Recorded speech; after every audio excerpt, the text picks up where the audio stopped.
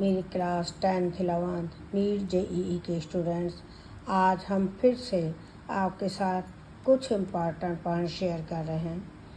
First है radio active element of group 14 is, यानी 14 group का रेडियो एक्टिव एलिमेंट क्या है?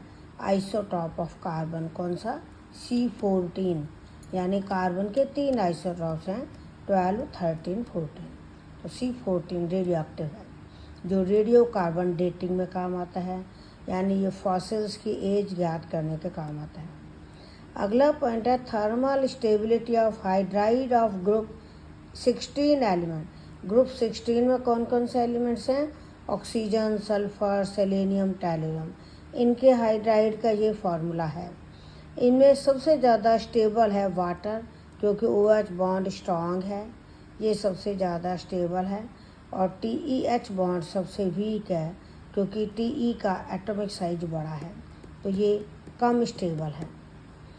Reducing properties of hydride of group 16। Group 16 के ये वाले हाइड्राइड हैं और इनका ये H2TE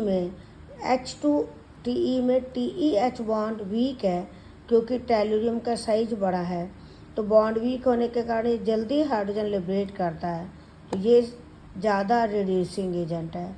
उससे कम ये है, उससे कम ये है, उससे कम ये है। अगला पॉइंट है water do not show reducing property. क्यों? क्योंकि इसमें हाइड्रोजन बॉन्ड है। वाटर में क्या है? हाइड्रोजन बॉन्ड है। अगला पॉइंट है order of boiling point, melting point of hydrides of group 16। Group 16 के ये वाले हाइड्राइड हैं, इनमें सबसे ज़्यादा बॉइलिंग पॉइंट वाटर का है, क्योंकि वाटर में इंटरमॉलिक्यूलर हाइड्रोजन बॉन्ड है। और बाकियों में only van der Waals force हैं, और van der Waals force molecular weight बढ़ने पर बढ़ते हैं, इसलिए H2TE का वान डेर वाल फोर्स H2SC से ज़्यादा है, H2SC का वान डेर वाल फोर्स H2S से ज़्यादा है, तो ये बॉइलिंग पॉइंट का ऑर्डर है। ध्यान देना, ये इम्पॉर्टेंट है।